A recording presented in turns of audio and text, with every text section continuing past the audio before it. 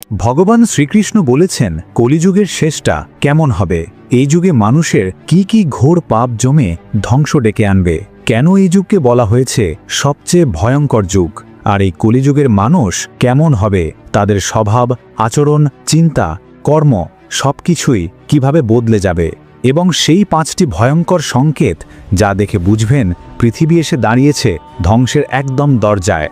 আর সবচেয়ে বড় কথা, এই পাপময় যুগে মানুষ কি করলে মুক্তি পেতে পারে, এই সমস্ত কিছু এই ভিডিওটিতে জানতে পারবেন। হিন্দু ধর্মগ্রন্থ অনুযায়ী গোটা ব্রহ্মাণ্ডের 4টি যুগ, সত্যযুগ, ত্রেতাযুগ, দাপর যুগ এবং সবশেষে কলিযুগ। আর এখন চলছে এই চক্রের শেষ অন্ধকারতম অধ্যায় কলিযুগ। আসুন বুঝে নেই কলিযুগ এখন কোন অবস্থাতে আছে। কলিযুগের মোট আয়ু ধরা হয়েছে 4,32,000 বছর। এই যুগের সূচনা হয়েছিল মহাভারতের যুদ্ধ শেষ হওয়ার পর, অর্থাৎ দাপর যুগের অবসানে। এখন পর্যন্ত প্রায় 5,000 বছর কেটে গেছে, মানে এখনও বাকি প্রায় 4,27,000 বছর। আর কল্কি পুরাণ আর গরুর পুরাণে এমন কিছু কথা লেখা আছে যা শুনলে শুধু মন নয়, আপনার শরীর কেঁপে উঠবে, লোম খাড়া হয়ে যাবে, আর ভাবলেই বুক ধরফর করতে শুরু করবে। কলিযুগের শেষ সময়টা ভাবতেই গা শিউরে উঠবে, কেউ পাশে থেকেও একা হয়ে যাবে। ধর্মগ্রন্থগুলোর পাতায় লেখা আছে এমন কিছু ভবিষ্যৎবাণী যেগুলো আমাদের সামনে খুলে দেয় এক ভয়ঙ্কর ভবিষ্যতের দরজা। আর আজ আমরা একসাথে সেই দরজাটা খুলতে যাচ্ছি। এই যাত্রা শুধু জানাবে না, আপনার চিন্তাধারাকেও কাঁপিয়ে দেবে। আমাদের একটাই অনুরোধ, এই কাহিনীটা একটু স্ক্রিপ্ট করবেন না, শেষ পর্যন্ত মন দিয়ে শুনুন, কারণ আপনি যা জানতে চলেছেন সেটা জানা আপনার খুবই প্রয়োজন। মহাভারতের যুদ্ধ শেষ, হস্তিনাপুরে শান্তি ফিরে এসেছে। ধর্মরাজ যুধিষ্ঠির সিংহাসনে বসেছেন, কিন্তু মন তার শান্ত নয়। তখন তার মনে সৃষ্টির ভবিষ্যৎ নিয়ে অনেক চিন্তা হয়। দাপর যুগ শেষ হওয়ার পথে এবং কলিযুগের আগমনের লক্ষণ দেখা দিতে শুরু করে। যুধিষ্ঠির এটা ভেবে ব্যাকুল হয়ে পড়েন যে কলিযুগে মানব জীবন কেমন হবে আর ধর্মের কি পরিভাষা হবে। নিজের মনের চিন্তার সমাধান করার জন্য তিনি তার 4 ভাই ভীম, অর্জুন, নকুল, সহদেবকে নিয়ে ভগবান শ্রীকৃষ্ণের কাছে যাওয়ার সিদ্ধান্ত নেন। যুধিষ্ঠির তার ভাইদের ডেকে পাঠান। অর্জুন চিন্তিত স্বরে জিজ্ঞাসা করলেন, দাদা, তুমি এত চিন্তিত কেন?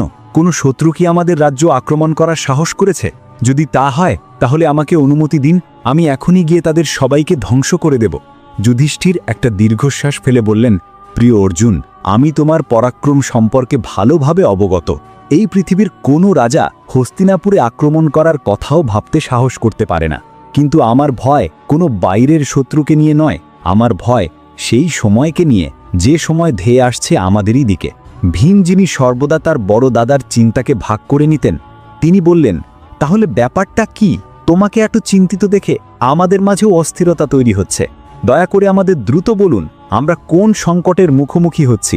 যুধিষ্ঠির ভারী কণ্ঠে উত্তর দিলেন, হে ভীম, তুমি ঠিক বলছো, সত্যি একটা ভয়াবহ সংকট আসছে। আমি কলিযুগের আগমন নিয়ে চিন্তিত। ভবিষ্যতে মানবজাতি, ধর্ম, সত্য সবকিছুই এক ভয়াবহ পরীক্ষার মধ্য দিয়ে যাবে, তা নিয়ে আমি ভয় পাচ্ছি। ধর্মের কি হবে এবং সত্যের ভাগ্য কি হবে? তাই আমি সিদ্ধান্ত নিয়েছি যে এখন আমাদের একমাত্র দ্বারকাধীশ শ্রীকৃষ্ণই সঠিক পথ দেখাতে পারবেন। সকল পাণ্ডব যুধিষ্ঠিরের সাথে একমত হলেন। অর্জুন বললেন, তুমি ঠিক বলছো দাদা, শ্রীকৃষ্ণ হলেন সর্বজ্ঞানী এবং ভবিষ্যতের জ্ঞাতা, আমাদের শীঘ্রই তার কাছে যাওয়া উচিত। ভীম উৎসাহের সাথে বললেন, হে ধর্মরাজ, আমি তোমার সাথে আছি। আমরা সবাই দ্বারকায় যাব এবং শ্রীকৃষ্ণের সাথে পরামর্শ করব। এইভাবে চিন্তা করে সকল পাণ্ডব দ্বারকার দিকে রওনা হলেন। তারা পবিত্র নগরী দ্বারকায় পৌঁছান, যেখানে শ্রীকৃষ্ণ তাদের স্বাগত জানালেন। শ্রীকৃষ্ণের কাছে পৌঁছে যুধিষ্ঠির তার পায়ে প্রণাম করে বললেন, হে কেশব। শ্রীকৃষ্ণ হেসে বললেন, হে মহারাজ যুধিষ্ঠির, দ্বারকায় স্বাগত। বলুন, আমি আপনাকে কিভাবে সাহায্য করতে পারি? যুধিষ্ঠির বিনম্র হয়ে বললেন, হে মাধব, আপনি সব কিছু জানেন। দাপর যুগ শেষ হতে চলেছে এবং কলিযুগের লক্ষণ স্পষ্টভাবে দেখা যাচ্ছে। আমি জানতে চাই, কলিযুগে মানুষের স্বভাব এবং আচরণ কেমন হবে, তারা কি ধরনের কর্ম করবে, এবং সবচেয়ে বড় কথা, এই যুগে মোক্ষ লাভের জন্য তাদের কি প্রচেষ্টা করতে হবে। শ্রীকৃষ্ণ গভীর হাসি দিয়ে উত্তর দিলেন, হে ধর্মরাজ, আপনার প্রশ্ন খুবই যুক্তিসঙ্গত। কলিযুগের প্রভাব বোঝা অত্যন্ত গুরুত্বপূর্ণ, তবে আমি সরাসরি এর উত্তর দিতে পারছি না। এর জন্য আপনাকে এবং আপনার ভাইদের কিছু বিশেষ অভিজ্ঞতা অর্জন করতে হবে। যুধিষ্ঠির আগ্রহের সাথে জিজ্ঞাসা করলেন, হে কেশব, আপনি যে ধরনের পরীক্ষার কথা বলছেন তার জন্য আমাদের কি করতে হবে? আমাদের কি অভিজ্ঞতার মধ্য দিয়ে যেতে হবে? শ্রীকৃষ্ণ বললেন, হে মহারাজ, তোমাকে এবং তোমার 4 ভাইকে ভিন্ন ভিন্ন দিকে অবস্থিত ঘন এবং ভয়ঙ্কর জঙ্গলে যেতে হবে, আর কিছু অদ্ভুত এবং আশ্চর্যজনক জিনিস দেখতে হবে। যখন তুমি সেখানে কিছু অস্বাভাবিক ঘটনাও অনুভব করবে, তখন ফিরে এসে আমার কাছে বিশদ বিবরণ করবে। তবেই আমি কলিযুগের প্রভাবগুলি বিস্তারভাবে ব্যাখ্যা করতে সক্ষম হব। যুধিষ্ঠির বললেন, যেমন আপনার ইচ্ছা কেশব, আপনি যে স্থানে নির্দেশ করবেন আমরা সেখানে যেতে প্রস্তুত। ভগবান শ্রীকৃষ্ণ বললেন, হে মহারাজ, আপনি আর আপনার 4 ভাই এবার ভিন্ন ভিন্ন দিকে যাবে। সব দিশার ভয়ঙ্কর জঙ্গল স্থিত আছে। ওই জঙ্গলে গিয়ে যদি আপনারা কোনো বিচিত্র জিনিস দেখেন, তাহলে আপনারা ফিরে এসে আমাকে বলবেন। তোমাদের দেখা ও বোঝার মধ্য দিয়েই আমি তোমাদের আসন্ন কলিযুগের গভীরতম রহস্য প্রকাশ করব। ভগবান শ্রীকৃষ্ণের আদেশ মেনে যুধিষ্ঠির এবং তার ভাইয়েরা বনের দিকে যাওয়ার সিদ্ধান্ত নেন। পাণ্ডবরা তাদের রথ থেকে নেমে পায়ে হাঁটা শুরু করলেন ভিন্ন ভিন্ন দিকে গভীর জঙ্গলের পথে। জঙ্গলের যাত্রা ছিল কঠিন, কিন্তু তারা কৌতূহল এবং ঈশ্বরের আদেশ পালন করার আকাঙ্ক্ষা দ্বারা চালিত হয়েছিলেন। পরিবেশ শান্ত ও রহস্যে ভরা ছিল এবং পাণ্ডবরা একে একে বিভিন্ন দিকে অগ্রসর হতে শুরু করলেন, যাতে তারা আরও বেশি অলৌকিক ঘটনা অনুভব করতে পারেন। যুধিষ্ঠির প্রথমে একটি ঘন এবং রহস্যময় জঙ্গলে এক অদ্ভুত দৃশ্যের মুখোমুখি হন। তিনি দেখলেন যে একটি বিশাল আকৃতির হাতি, কিন্তু তার ছিল 2টি শুঁড়। সে তার 2 শুঁড় দিয়ে গাছপালা একের পর এক উপড়ে ফেলছে, ধ্বংস করছে সবকিছু। সেই দৃশ্যকে সামনে দেখে যুধিষ্ঠির অবাক হয়ে ভাবতে শুরু করলেন যে এই বিচিত্র ঘটনার অর্থ কি? এক অদ্ভুত শক্তি যা দ্বিগুণ হয়ে সবকিছু ধ্বংস করছে। এরপরে অর্জুন এক অসামান্য ঘটনা প্রত্যক্ষ করলেন। অর্জুন একটি সুন্দর এবং শান্ত বনে পৌঁছান, যেখানে পাখির কলরব শোনা যাচ্ছিল। সেখানে একটি বিশাল পাখির ডানায় বেদ লেখা দেখতে পান। পাখিটি বিশাল এবং রাজকীয় ছিল, তবুও এটি একটি মৃত প্রাণীর মাংস খাচ্ছিল। এটি দেখে অর্জুন ভাবতে লাগলেন যে এ কি অদ্ভুত এবং বিপরীত দৃশ্য। একদিকে এই পাখিটি বেদের জ্ঞান ধারণ করেছিল, অন্যদিকে এটি প্রাণীর মাংস খাচ্ছিল। অর্জুন এই দৃশ্যটি মনোযোগ সহকারে পর্যবেক্ষণ করেছিলেন এবং এটি বোঝার চেষ্টা করছিলেন। তারপর অত্যন্ত বলবান ভীমও একটি অন্যান্য ঘটনা দেখলেন। ভীম একটি সবুজ চারণভূমিতে পৌঁছেছিলেন, যেখানে একপাল গরু চড়ছিল। সে দেখতে পেল একটি গাভী একটি বাছুর প্রসব করেছে। গাভীটি বাছুরটিকে এত জোরে চাটতে শুরু করল যে বাছুরটি রক্তপাত করতে লাগল। ভীম এটি দেখে ভাবলেন যে এই কি ধরনের অদ্ভুত স্নেহ, যা তার বাচ্চাকে আহত করছে। এরপরে সহদেব একটি আশ্চর্য দৃশ্য দেখতে পেলেন। সহদেব একটি সুন্দর এবং শান্ত পরিবেশে পৌঁছে গেলেন, যেখানে 7টি কুয়ো ছিল। সেই 7টি কুয়োর মধ্যে 6টি কুয়োয় জলে ভরা ছিল, কিন্তু মাঝখানের কুয়োটা, যা সবচেয়ে গভীর ছিল, তাতে কোনো জল ছিল না। এই দৃশ্য দেখে সহদেব গভীর চিন্তায় পড়ে গেলেন এবং ভাবতে লাগলেন যে এই আশ্চর্য দৃশ্যটি কি ইঙ্গিত করছে। তিনি এই দৃশ্যটি মনোযোগ সহকারে দেখলেন এবং বোঝার চেষ্টা করলেন। অবশেষে নকুলও এক বিচিত্র দৃশ্য দেখতে পেলেন। নকুল একটি পাহাড়ি অঞ্চলে পৌঁছে গেলেন, যেখানে চারপাশে বড় বড় পাহাড় এবং তার উপর সবুজ গাছ জন্মেছিল। তিনি দেখতে পেলেন একটি পাহাড় থেকে একটি বিশাল পাথর গড়িয়ে পড়ছে। পাথরটির পথে আসা সমস্ত বড় গাছকে উপড়ে ফেলে দিচ্ছে, কিন্তু যখন এটি একটি ছোট গাছের কাছে পৌঁছায়, তখন তার স্পর্শ করার সাথে সাথেই এটি স্থির হয়ে যায়।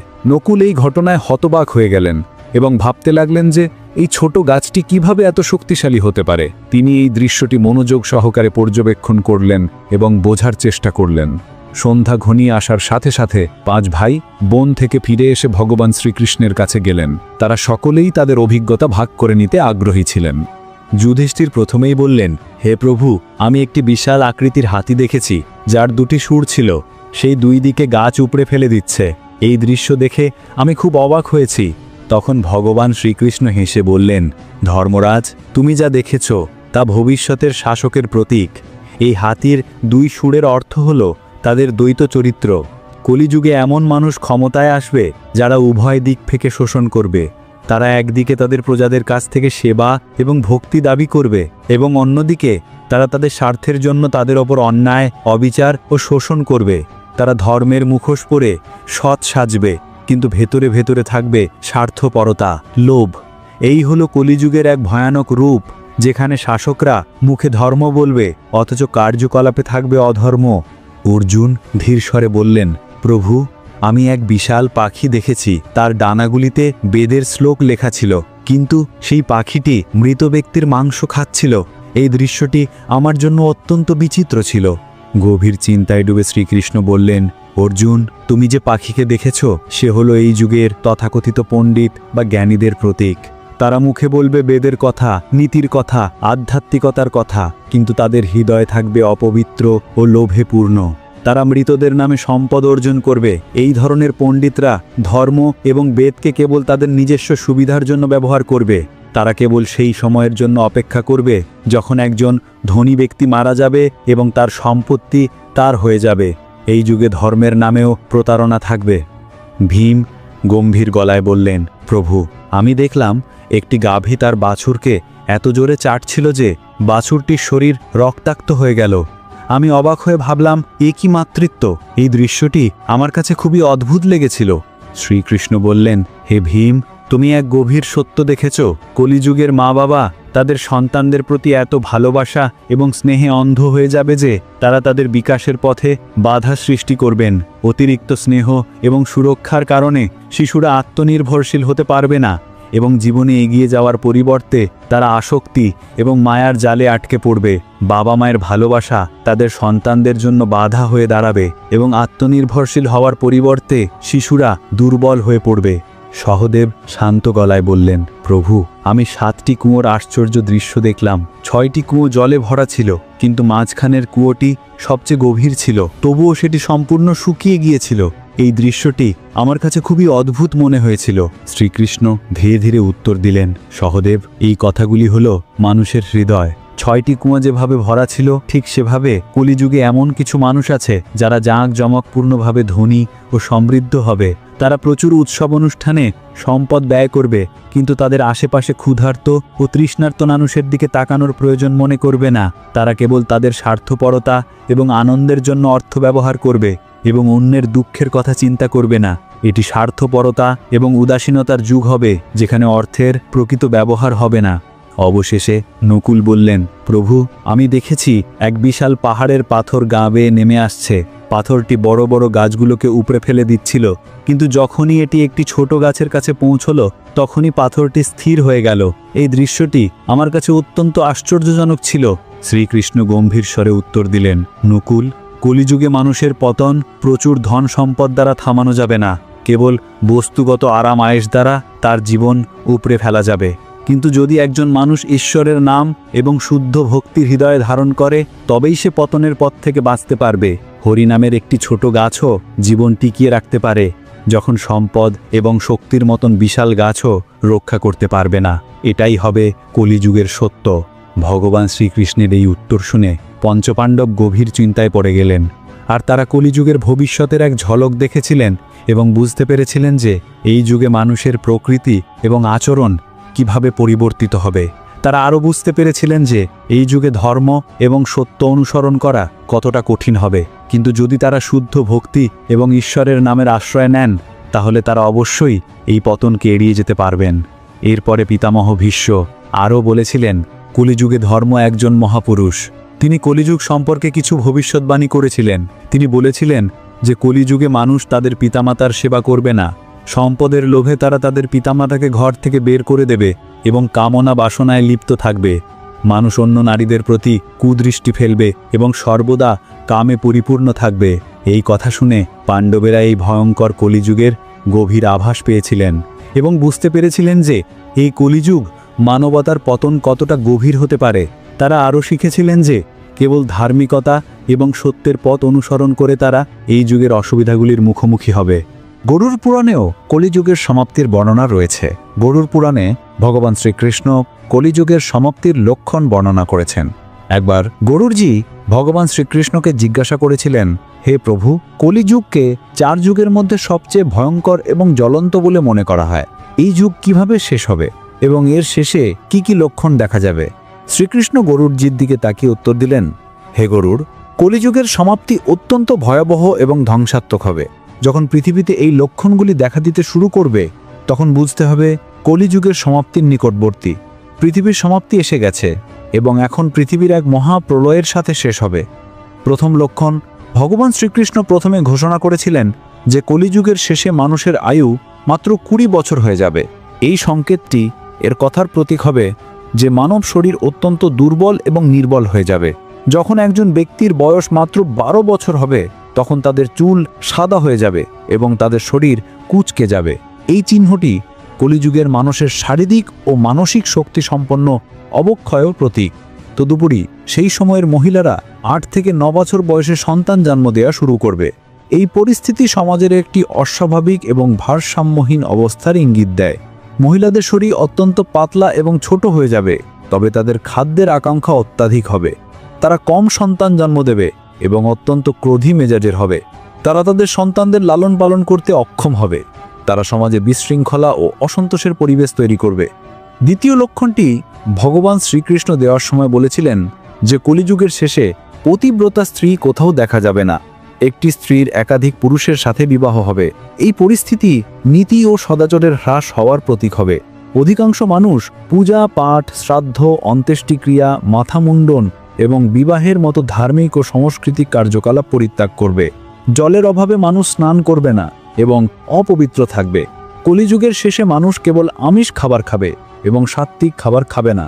এই যুগে মানুষের পোশাক চকচকে এবং আঁটসাঁট হবে, যা বস্তুবাদের প্রতি তাদের আকর্ষণ এবং আধ্যাত্মিকতা থেকে তাদের দূরত্বের লক্ষণ।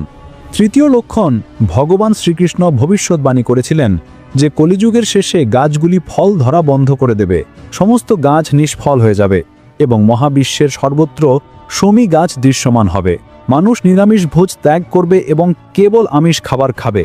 এই যুগে খাদ্য তামসিক এবং রোগ সৃষ্টিকারী হবে, যার কারণে মানুষ শীঘ্রই বৃদ্ধ হবে এবং মারা যাবে। কলিযুগের মানুষ গরু পূজা বন্ধ করবে এবং গরু কেবল দুধ এবং মাংসের জন্য লালিত পালিত হবে। এই লক্ষণটি সমাজে ধর্ম, নীতি এবং প্রকৃতির প্রতি শ্রদ্ধার অভাবের প্রতীক। চতুর্থ লক্ষণ হিসেবে শ্রীকৃষ্ণ বলেছিলেন যে কলিযুগের শেষে খুব কম বৃষ্টিপাত হবে, অর্থাৎ খুব কম বৃষ্টি হবে। খেতে শস্য জন্মাবে না এবং শস্যের আকার খুব ছোট হয়ে যাবে। ফলের রসও উৎপাদন হবে না। ক্ষুধা ও তৃষ্ণায় মানুষ মারা যেতে শুরু করবে। এই পরিস্থিতিতে মানুষ কেবল ছাগলের দুধ পাবে। এই লক্ষণটি সমাজে প্রাকৃতিক সম্পদের অভাব এবং জীবনের অসুবিধা নির্দেশ করে। পঞ্চম লক্ষণ অবশেষে ভগবান শ্রীকৃষ্ণ সবচেয়ে ভয়ঙ্কর লক্ষণ বর্ণনা করেছেন। তিনি বলেছিলেন যে কলিযুগের সমাপ্তির নিকটবর্তী হলে ভগবান বিষ্ণু সূর্যের রশ্মিতে বসে পৃথিবীর সমস্ত জল শোষণ করবেন। আকাশে চারদিকে 7টি সূর্য দৃশ্যমান হবে। এই সমস্ত সূর্যের প্রভাবে সমগ্র ব্রহ্মাণ্ড পুড়ে ছাই হয়ে যাবে। এরপর রুদ্র রূপে ভগবান বিষ্ণু সমগ্র বিশ্বকে পুড়িয়ে ফেলবেন এবং তার নিঃশ্বাসের মাধ্যমে মেঘ তৈরি করবেন। এই মেঘগুলি প্রচণ্ড গর্জন করবে এবং পরবর্তী 100 বছর ধরে আকাশ থেকে জলবর্ষণ করবে, যা ব্রহ্মাণ্ডের ভয়ানক আগুন নিভিয়ে দেবে। আগুন নিভে গেলে এই মেঘগুলি সমগ্র বিশ্বকে জলে ডুবিয়ে দেবে, যার সমগ্র বিশ্ব ধ্বংস হয়ে যাবে। শ্রীকৃষ্ণ গরুরকে বলেছিলেন যে এই দৃশ্য এতটাই ধ্বংসাত্মক এবং ভয়াবহ হবে যে সমগ্র বিশ্ব পুড়ে ছাই হয়ে যাবে, সমগ্র বিশ্ব ধ্বংস হয়ে যাবে। তবে এটি কেবল একটি শেষ নয়, এটি একটি নতুন সূচনারও লক্ষণ। যখন মহাবিশ্ব তার ধ্বংসের দিকে পৌঁছাবে তখন ঈশ্বর কেবল তার ইচ্ছায় একটি নতুন মহাবিশ্ব সৃষ্টি করবেন। এই মহাবিশ্ব আগের চেয়ে আরও পবিত্র এবং ঐশ্বরিক হবে, যেখানে ধার্মিকতা, সত্য এবং আধ্যাত্মিকতা আবার উত্থিত হবে। এটি সৃষ্টি, জীবিকা এবং ধ্বংসের একটি চক্র। যখন একটি যুগ শেষ হয় তখন এটি একটি নতুন যুগের সূচনার পথ প্রশস্ত করে। এটি আমাদের শেখায় যে প্রতিটি শেষ একটি নতুন সূচনার সূচনা এবং এই নতুন মহাবিশ্বে কেবলমাত্র যারা ধার্মিকতা এবং সত্য অনুসরণ করেছে তারাই বেঁচে থাকবে। এভাবে কলিযুগের সমাপ্তি ঘটবে এবং তারপর ঈশ্বর কেবল তার ইচ্ছায় মহাবিশ্বকে পুনর্নির্মাণ করবেন। এই জ্ঞান আমাদের শেখায় যে কলিযুগের অসুবিধা এবং চ্যালেঞ্জ সত্ত্বেও আমাদের সত্য, ধর্ম এবং ঈশ্বরের নামে আশ্রয় নেওয়া উচিত। এটাই আমাদের মঙ্গল। বন্ধুরা, গরুর পুরাণে কলিযুগের শেষের কথা এভাবেই বর্ণনা করা হয়েছে। এই যেন আমাদের কলিযুগের শেষে কি ঘটতে পারে সে সম্পর্কে সতর্ক করে এবং এই যুগেও ধার্মিকতা এবং সত্যের পথে চলতে অনুপ্রাণিত করে। যদি আপনি এই তথ্যটি উপভোগ করেন তাহলে দয়া করে ভিডিওটি লাইক করুন এবং চ্যানেলটি সাবস্ক্রাইব করুন। আপনাদের সকলকে ধন্যবাদ।